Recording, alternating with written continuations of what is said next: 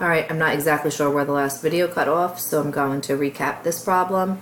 We've got 7 months and 21 shows, and we want to know how long it will take to play 9 shows. So we're going to again use a friendly denominator in between here, or a unit rate, actually, not a friendly denominator, sorry.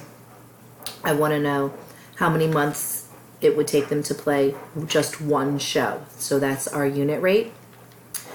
To scale down to 1, I'm going to divide by 21. 21 divided by 1 gives me 1, which means I'm also going to have to divide by 21 on the top. 7 divided by 21. Again, I'm going to use my calculator for that. It should be about 1/3, so I'm expecting to see 33% on my calculator. So I'm going to do 7 divided by 21. And again, I got 0.33333333, which is 1/3. Which I was expecting. Okay, so I'm rounding that off to 0.33 or 33 hundredths. And now I'm going to scale from my unit rate back up to the number 9 by multiplying, because 1 times 9 gets me 9 shows. If I'm making my shows 9 times bigger, I also have to make my months 9 times bigger. So I'm going to multiply my 0.33, 33 hundredths, times 9. And I'm going to get 2 and 97 hundredths for months, which is really, really close to 3. So this is our precise answer. And I'm going to say that's about 3 weeks. Sorry, that's my wake-up alarm. I'm doing this very early in the morning. All right, we got a couple more to get through, and then we'll be done. We're on 10. We need to get to 14. Alright, we're going to solve problems using percents. So in class, we did our bottle flipping challenge to figure out what team was the best bottle flipper. John landed 23 out of 25 of his bottle flips, and Jess landed 28 out of 30. So we've got 2 different things to compare here. We're going to compare them using percent, so we have to figure out what percent they landed.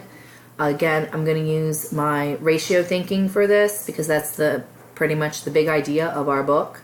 So I'm going to set this up as a landed out of total flips ratio. So John's is over here.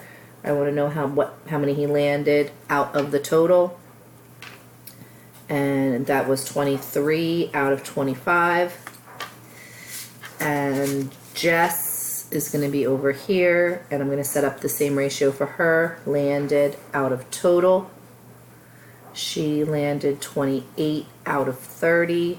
All right, I'm going to do John first. I like John. John has a friendly denominator. If I want to make him out of 100 to find the percent, I can multiply by 4.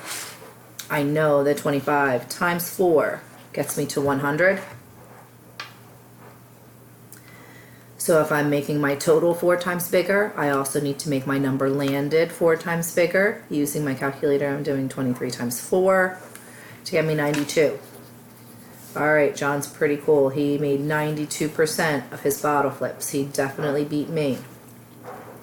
Alright, let's check out Jess. Oh no, Jess does not have a friendly denominator, so again, I'm going to have to scale this ratio down a bit to get me up to my number out of 100. 30 is not a factor of 100, so I can't multiply 30 times something to get me there like I did with John. So I know 10 is a friendly denominator. 10 is a factor of 30 and 100, so that's going to work as a good in-between or good equivalent ratio. To get down to my denominator of 10, I'm going to divide by 3. 30 divided by 3 is 10. My top number, again, using my calculator, 28 divided by 3 is 9.3. Rounding that off. This is going to be an about number. 9.3. Again, to scale back up, to get from 10, denominator of 10 to a denominator of 100, I'm going to multiply by 10. I'm going to multiply 9.3 by 10, which gives me 93. Oh, Jess edged him out by a little teeny tiny percentage. Jess landed 93%, so Jess is a better bottle flipper.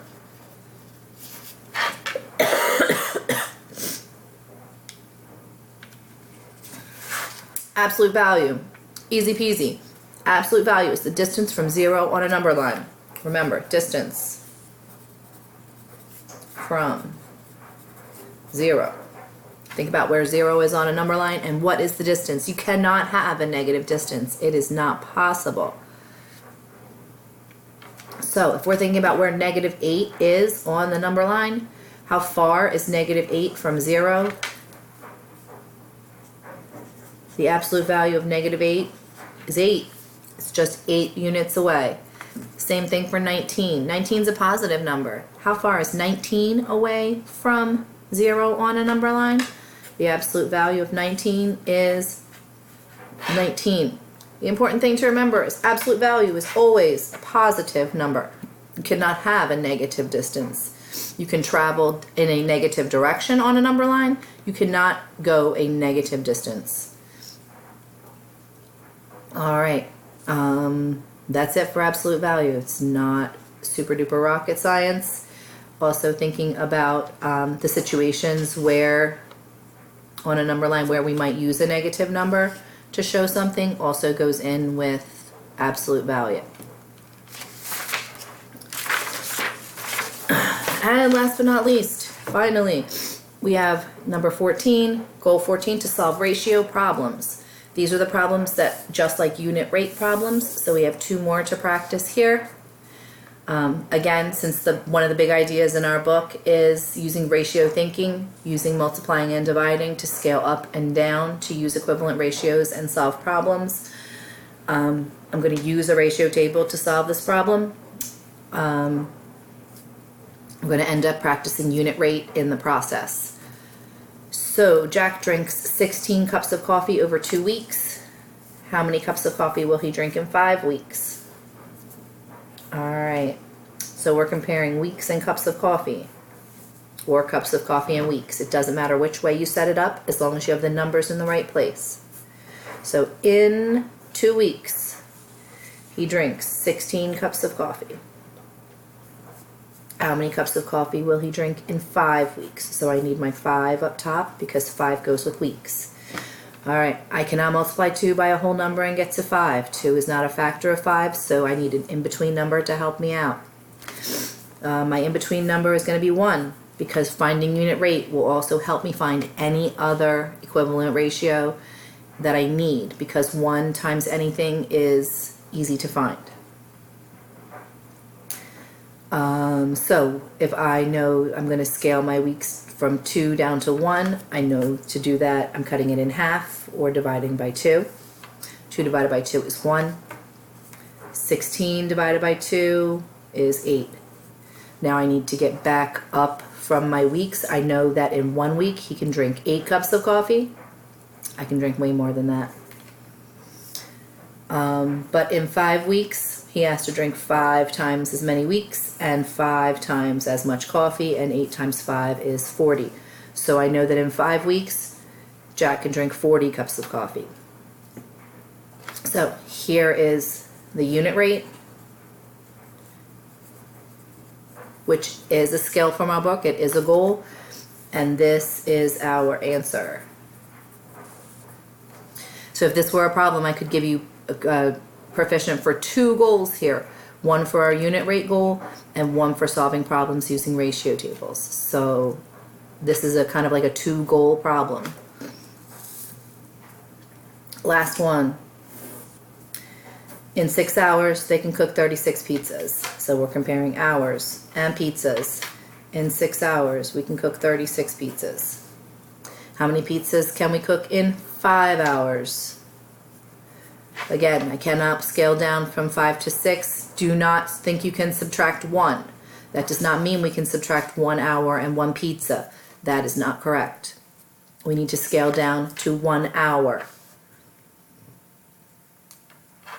In 1 hour, how many pizzas can I make? If I'm scaling down from 6 down to 1, I'm dividing by 6, because 6 divided by 6 gives me 1. I'm making my ratio 6 times smaller. If I'm making my hours 6 times smaller, I need to make my pizzas 6 times smaller. We do that by dividing by 6. 36 divided by 6 is 6. Now I'm going to scale that ratio back up. If I know how many pizzas I can make in 1 hour using my unit rate, I can make that 5 times bigger to figure out how many pizzas I can make in 5 hours. To take my hours and make them 5 times bigger, I'm multiplying by 5. 1 times 5 is 5.